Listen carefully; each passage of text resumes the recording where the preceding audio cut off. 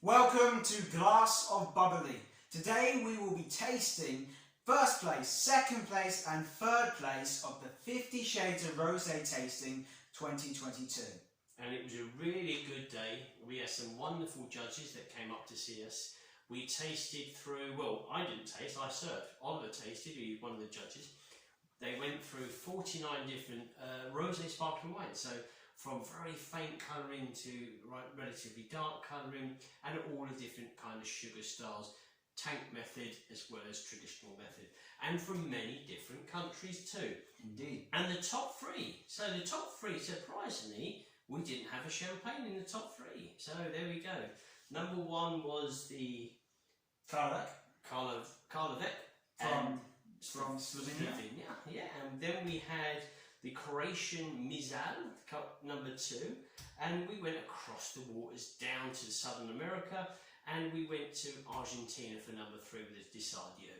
So really good, a wide varied selection of winners, but Slovenia took home the trophy. So today we're going to relive those memories. I'm going to taste some. Oliver obviously knows what they all taste like, but I'm going to go first with the Deseado. Very familiar with this wine. It's always a good quality wine. Yes, indeed, it always is, and it is a perfect, I always think, and I think you'd agree with me, a sort of dessert wine. It is a dessert wine, but what it isn't is overly sweet. The way the sweetness is delivered, you feel it's all natural and it's coming from overripe red berry fruits. It's very clever, and it has a wonderful colouring to it as well. Hopefully you can see that. It's a nice pink candy floss colouring, I like to call it. But let's go with the nose. What do we think on that? Oh dear, isn't it all just? It was all sweet. Yes. Red berry fruits with sprinkled sugar on top, dusted, what's dusted sugar? Icing sugar? Icing sugar, yeah, icing sugar on top. Touch of pastry, yeah, but it's very red berry. The tart and jam as well. Oh yeah, jam, true, yeah, raspberry, strawberry jam on there. It's really drawing you in. You're going to want to taste this when you've gone with the aromas, you want to do the flavours, which we'll do now. This is a very well-deserved gold medal winner in the dessert category at the Glass of Bubbly Awards. Red berry fruits, sweet red berry fruits, with a wonderful silky creamy texture. Yes, absolutely. Yeah. And it's so smooth, so easy to drink. It really is a very first class dessert wine. But you could enjoy just a glass of this in a hot summer's day out in the garden, out on the balcony, wherever you may be, and that would go down nicely as well. So well done to Argentina for their third place. 9% alcohol as well, so a little bit lower than average. Yeah, that sparkling wine you can definitely enjoy as, I'd say, a dessert in a glass, or to enjoy alongside another dessert. And a wonderful example of a rosé wine. So we're going to go with the next, which is the Misal Rosé. So this is a traditional method from Croatia, so that very long, thin country down the side of the Adriatic there. And this is based in Istria, so this is the top part, the top wine region on the borders there between, just touching on Slovenia there. And we're going to give this Misal Rosé a go. So there we go. Boom.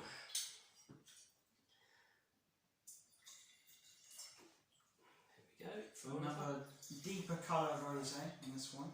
Deeper colour. Touch of orange. Yeah, it's got a touch more orange. It's a kind of warm sunset glow to this wine. Yeah, definitely. Different style altogether on the nose. I've got kind of a savoury toastiness initially. Yes, it does have that savoury and oaky and toastiness, which is why it was given a gold medal in the oaky and toasty category. It's good. I'm also getting something like ham, cured dried ham. Cured dry ham. Which sounds strange. This is a sec wine. This is a sweet wine. On the nose, it's not delivering that kind of sensation you'd expect it to. Red berry fruits coming through, soft, velvety style red fruits coming through on the nose as well. This is a fantastically created aroma.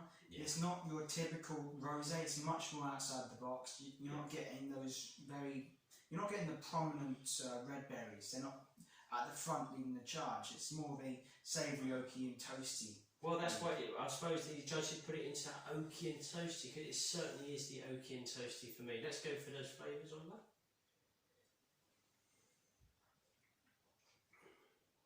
So they still persist a little bit. You've got that oaky, toasty style, but then you've got a little bit more like orange fruits, red fruits coming in. Not overly sweet, so you're not going to get bombarded with sweetness here. There is a sweetness to it. It's a very acceptable level. It's very enjoyable, very Moorish. Yeah, I definitely agree with you. I think it's actually very good that they've done that on the palate. They've not done the aroma and the palate is the same. They've switched up the palate to adding a bit more of a delicate orange red fruit character to it. But that oaky and toasty. Still keeping it oaky and toasty and those savoury notes as well. I think don't lose any of that. The aromas were on that savoury style with the oaky and toasty, and then the flavours are more on the dark red berry style, sometimes dried fruit style with the oaky and toasty. So we're swapping from a savoury to a kind of fruity style. So very clever. Yes. You're feeling this is not a heavy wine, but there's a lot to this one. You feel there's a big craftsmanship here. I think that there are lady winemakers, 2 ladies that make this wine, and it's a very good quality wine. You know when you're tasting this that a lot of effort, time and dedication has gone into making this wine. That's my personal opinion, but it's certainly admitting that. I would agree. Really good, lovely, lovely nose, wonderful wine. So we'll go on to the winner. Right. Which is the Karlovcek from Slovenia. First place. First place, so here we go. Wasn't this some kind of very close at the top, wasn't it? I think something like that. Yes, it was. It was. It was the same points at the top between the Karlovcek and the Misal, and another a taste-off had to be done. So and it ended on a 3-1. 3-1 kind of vote. So just shows you right at the very top both these wines were, but the Karlovcek, the Rosé Vino Dolenska took it home. I'm just looking for any more information. 11% alcohol on that one. As I say, 9% with the Argentinian and then 12% with the Misal. So let's go for this one here. Already I'm getting this kind of peachy, pink floral nose coming through. So let's just go for it. And the Karlovcek also took home the trophy in the first date category, the Glass of Bubbly Awards. So this one is something, it's not relatively an unknown wine, but this one's literally punching above its weight. So if you think a trophy at the Glass of Bubbly Awards, and this is declared as the best rosé sparkling wine in the world at the Glass of Bubbly 50 Shades of Rosé tasting. So that, and it's beaten many champagnes in there. There was English sparkling, there were rosé, and obviously Prosecco now comes in rosé, and from all different countries, this landed #1. And I can see I've got a silky peachy, pink floral, raspberry, soft raspberry at nose. Blossom as well. Blossom, it's really easy, light, but very, it's light rosé. It's like light and very easy to enjoy, but it's also got that level of complexity if you wanted to spend a few minutes on the aroma. I agree with that, yeah. You can see all the different layers. Maybe if you left it in the glass for a little longer, you'll get the different styles that it emits. But just for now, I'm getting a lovely expression of rosé. Let's try the flavours. Yeah, that's good, isn't it? It is what you want from a rosé.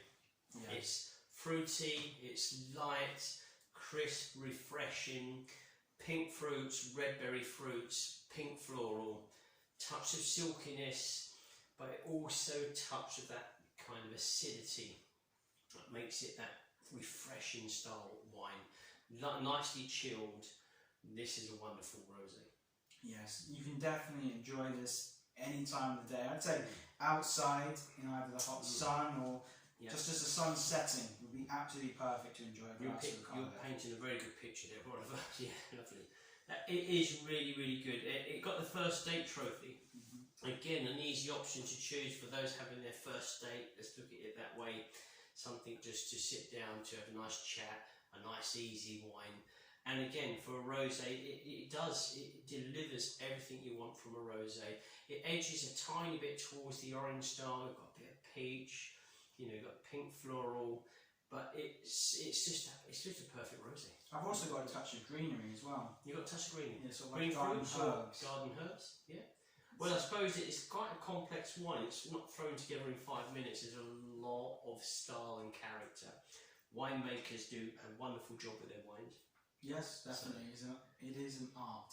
And also, as the wine, this is quite well chilled, and as the wine warms up a touch in the glass, it would display a different aroma, sometimes a different flavour too. So, yeah.